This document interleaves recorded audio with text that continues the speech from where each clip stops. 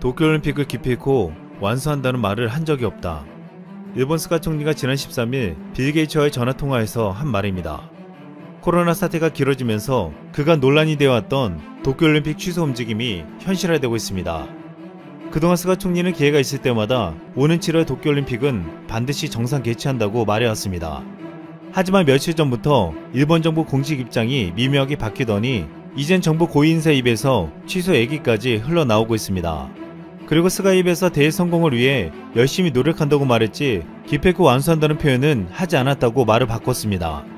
현재 일본은 긴급사태가 재발령된 지 일주일이 넘었지만 확진자 폭증세가 꺾일 기미가 보이지 않고 있습니다.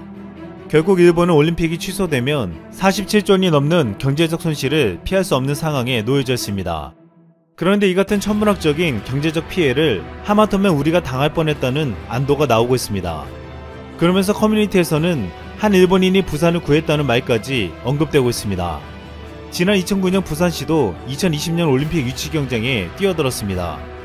당시 부산은 대륙별 순환 개최 원칙에 따라 2020년은 아시아가 유력하다며 반드시 부산 유치를 달성할 것이라는 각오를 밝혔습니다.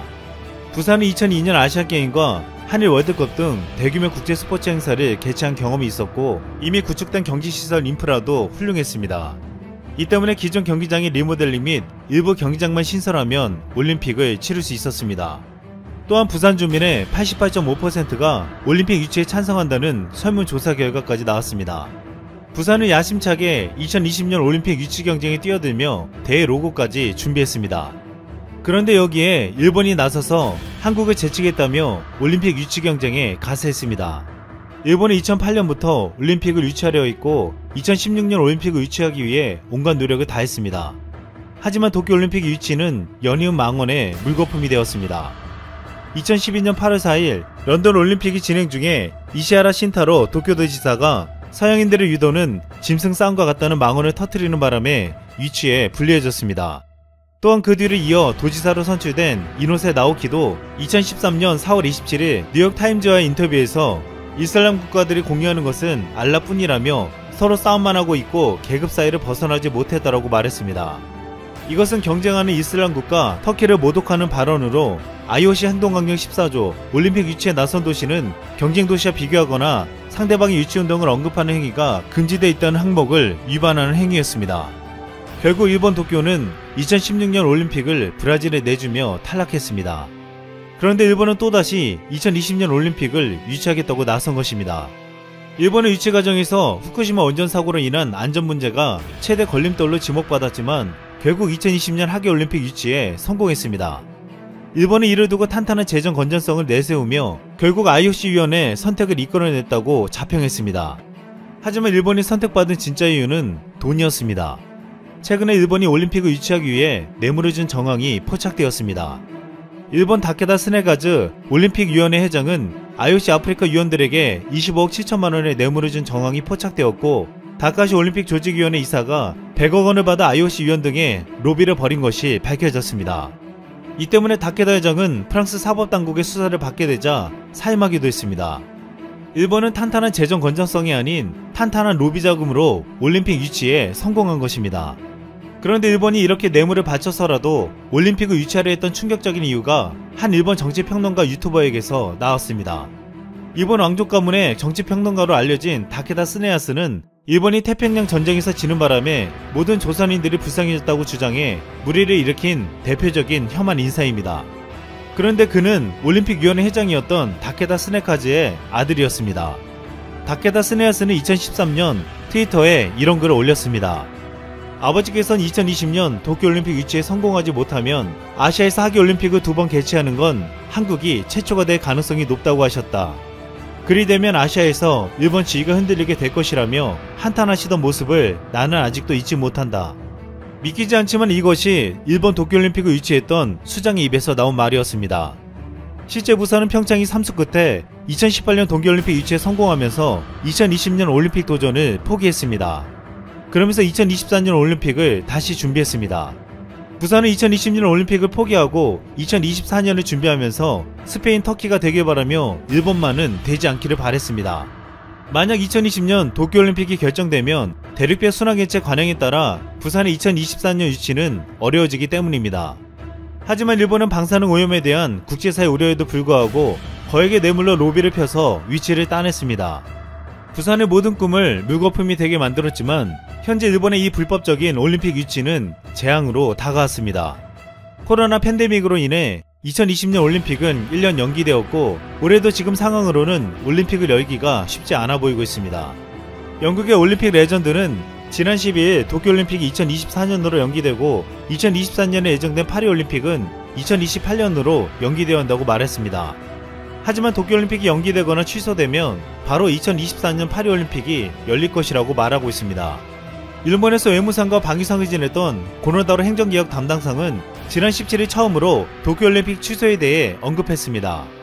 고노 담당상은 14일 로이터 통신과 인터뷰에서 도쿄올림픽에 대해 지금 시점에서 우리는 대회 준비에 최선을 다할 필요가 있지만 이것은 둘 중 어느 쪽으로든 갈 수 있다라고 말했습니다. 로이터는 고노 담당상이 이런 발언을 전하면서 일본 강요가 올해 여름으로 연기된 도쿄올림픽이 계획대로 열리지 않을 수도 있다고 말했다고 보도했습니다. 또한 외무상과 방위상 시절 한국에 대해 날을 세웠던 고노다로는 행정개혁 담당상이 되자 한국에 대해 다른 발언을 내놓았습니다. 고노다로는 지난 30년간 일본 정부는 사회보장 비용과 국제이자 비용을 지불하느라 디지털화에는 투자를 거의 하지 않았다고 했습니다. 하지만 코로나를 통해 국민들이 디지털화의 필요성을 절감했다며 지금 이상으로 디지털화를 서둘러야 한다고 생각한다고 말했습니다. 그러면서 한국은 상당히 디지털화가 진행되어 있고 그 점을 일본도 배워야 한다고 말한 것입니다. 일각에서는 한때 한국에 무례한 행동을 했던 고노다로가 일본의 디지털화를 주도하며 많은 정의에 시달리면서 결국 한국을 높게 평가할 수밖에 없게 된 것이 아니냐는 말이 나왔습니다. 최근 일본은 달려나가는 한국을 견제하려고 하고 있습니다. 2019년 수출 규제를 감행해 우리 경제에 타격을 주려 했고 뇌물을 써서 올림픽을 유치해 아시아의 중심이 한국으로 가는 것을 막으려 했습니다. 또한 지난해 한국이 G7에 들어가는 것도 노골적으로 반대했습니다. 지금 시점에서 보면 일본의 이런 시도는 모두 실패하고 있습니다. 영국 존슨 총리는 17일 G7의 한국을 정식으로 초청했습니다. 영국은 일본의 반대에도 불구하고 한국을 포함해 G7을 민주주의 10개국으로 확대하겠다고 말했습니다. 한국은 이제 일본의 견제에도 불구하고 국제사회의 리더의 자리에 서고 있습니다. 한국 문화 전도사라 불리는 미국 마크 피터슨 교수는 한국에 대해 놀라운 이야기를 했습니다. 한국은 역사상 약소국이 절대 아니다 라는 말입니다. 많은 한국인들을 만나보면 우리는 약소국이었고 식민지 기간도 길었다고 말한다고 했습니다. 하지만 이것은 일제치하 당시 뿌리 내린 역사관이라고 했습니다. 한국은 침략을 당했어도 좌절하지 않는 나라였고 몽골의 침략이 극에 달했을 때 원나라는 무너졌지만 고려는 꿋꿋이 버텼다고 했습니다. 외세 침략을 많이 당했다고 하지만 중세시대의 100년에서 200년이 고작인 나라가 많았는데 당시 신라는 1000년을 버텼다고 했습니다. 역사적으로 봐도 한국은 결코 약한 민족이 아니었다는 것입니다. 일본은 뇌물을 써서라도 올림픽을 유치해서 한국의 부상을 막으려고 했습니다. 하지만 한국은 이에 굴하지 않고 더 큰 미래를 향해 나아가고 있습니다. 이상 쓸멍이었습니다.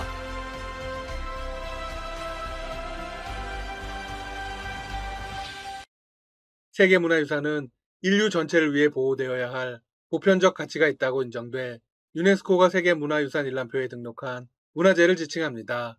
인류가 일궈온 자랑스러운 역사와 문화가 고스란히 남아있는 장소들이 대부분 유네스코의 세계문화유산입니다. 그런데 유네스코 세계문화유산에는 인류가 저지른 최악의 범죄 현장도 포함되어 있습니다.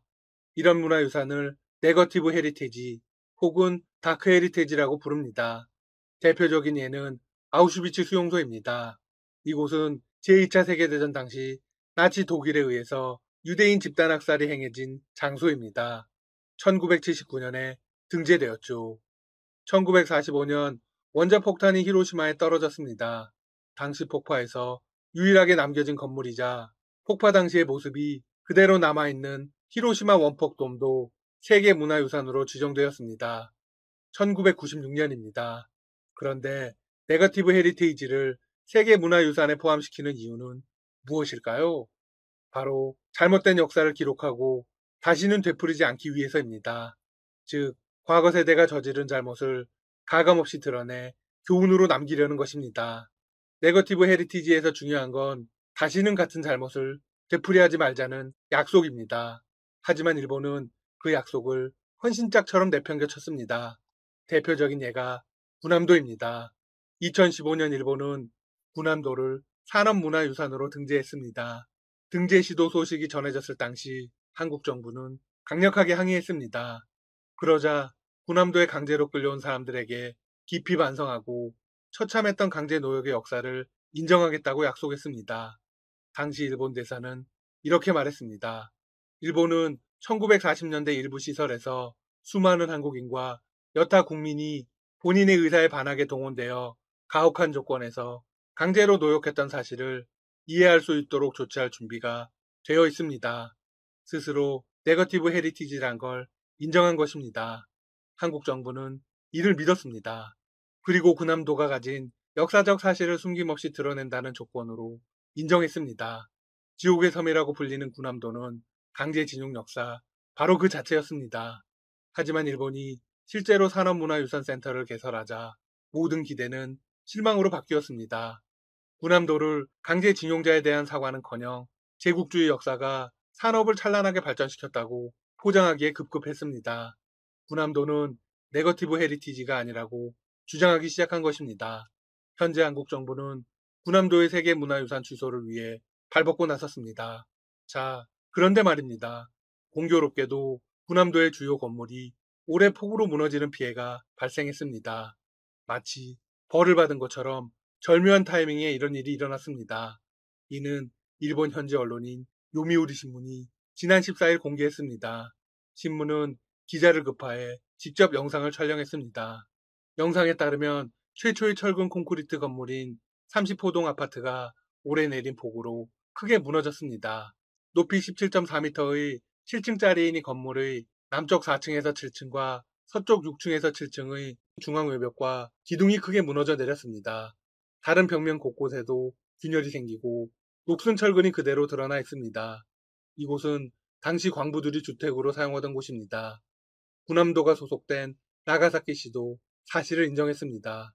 올해 폭우로 인해 피해가 발생했다며 수분을 빨아들인 콘크리트의 무게 때문에 무너졌을 것이라고 추정했습니다. 또한 시 측은 이런 분석을 내놓았습니다. 내부에서 붕괴가 진행돼 보수를 위해 발디딜 곳도 없다. 현재 상황으로서는 수복이 전혀 불가능하다. 당시 군함도에서는 인구 증가에 대응하기 위해 철근 콘크리트 건물을 채택했습니다. 현재 사택과 초중학교 등 30동이 남아 있습니다. 1974년 섬이 폐쇄된 이후 대부분 건물은 내구성이 기대되는 기간인 60년을 넘겼습니다. 건물들이 연식이 오래돼 서서히 붕괴되고 있는 것이죠. 요미우리 신문 역시 완전한 붕괴가 초읽기에 들어갔다는 사실을 인정했습니다. 한편 일본 언론들은 일본의 역사 왜곡과 관련해 이런 기사들을 내보내고 있습니다. 일본이 먼저 역사에 겸허해질 필요가 있다. 특히 올해는 한국의 광복 75주년이자 일본의 제2차 세계대전 패전 75주년입니다. 이 기사를 내보낸 곳은 도쿄신문입니다. 신문은 최근 한일 관계에서 한쪽으로 치우치는 역사관이 심각하다고 언급하면서 군함도의 유네스코 세계문화유산 등재와 관련한 일본 정부의 약속 파기 논란을 거론했습니다. 신문은 일본 정부가 지난 2015년 당시 군함도를 비롯한 메이지 일본 산업혁명유산이 유네스코 세계문화유산으로 등재됐을 당시의 약속을 강조했습니다. 그리고 일본이 약속을 어겼다고 단언했습니다. 약속을 어겼다는 것으로 끝날 이야기가 아니라 오히려 왜곡을 했다고 비판했습니다. 일본 정부는 징용자들이 강제노역에 시달리고 차별대우를 받았다는 역사적 사실을 부정하는 동시에 옛섬 주민들의 증언 및 자료를 전시했습니다. 옛섬 주민들은 천연덕스러운 표정으로 조선인들의 강제노역이 없었다고 주장했습니다. 그리고 풍족한 보상을 받았다고 주장했죠. 도쿄신문은 이렇게 말했습니다. 군함도에 살던 사람들이 자기 고향에서 차별대우가 있었음을 인정하는 건 유쾌한 일이 아니다. 하지만 한반도에서 온 노동자들이 가혹한 노동을 강요당하고 차별적 대우를 받았다는 증언이 상당히 많다. 이런 다양한 기억 전체가 섬의 역사로서 가치가 있다. 신문은 이어서 한국 대법원 판결에 대해서도 언급했습니다. 일본 제철 등 전범 기업들의 일제강점기 강제징용 피해자 배상 문제와 관련해 일본 정부에 일침을 가했습니다. 일본 정부가 한일 청구권 협정을 이유로 판결 이행을 뿌리치기 전에 고통에 공감하는 자세를 보여줬다면 상황은 달라졌을지도 모른다. 이어서 언론은 이렇게 발언을 마무리합니다. 발을 밟은 사람은 밟힌 사람의 고통을 모른다고 한다.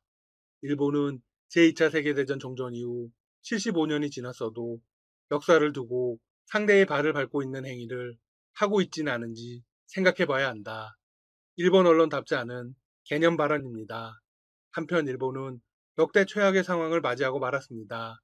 일본의 2분기 국내 총생산 성장률이 마이너스 27.8%를 기록한 것으로 나타났습니다. 이는 제2차 세계대전 이후 최악의 경제 성적표입니다. 일본 정부는 17일 오전 이 사실을 발표했습니다. 4월에서 6월 국내 총생산 성장률이 물가 변동의 영향을 제외한 계절 조정치로 전기보다 7.8% 감소했다고 발표했습니다. 이로써 일본 경제는 3분기 연속 마이너스 성장률을 기록하게 되었습니다. 이 같은 경제 상황이 1년간 계속된다고 가정한 연율 실질 국내 총생산 성장률은 마이너스 27.8%를 기록한 것입니다. 지금까지 실질 국내 총생산의 하락률이 가장 컸던 것은 리만 브러더스 파산 쇼크 때로 2009년 1월에서 3월에 기록한 연율 마이너스 17.8%가 최대 기록입니다. 따라서 리만 사태 때보다 더 심각하다는 결론입니다. 게다가 일본 현지에서는 나흘 연속으로 코로나 환자가 1000명이 넘게 나왔습니다. 이로써 일본의 누적 환자 수는 총 56,926명이 되었습니다. 지난달 29일 처음 1000명대에 올라선 일본의 일일 신규 환자 수는 이달 10일 1000명 미만으로 떨어졌다가 13일부터 이날까지 나흘째 1000명대를 유지하고 있습니다. 아베 총리의 지지율 역시 재집권 이후 최저입니다. 역사를 잊은 민족에게 미래는 없습니다. 지금까지 닥터시사TV였습니다. 여러분 시청해주셔서 감사합니다. 구독과 좋아요 부탁드립니다.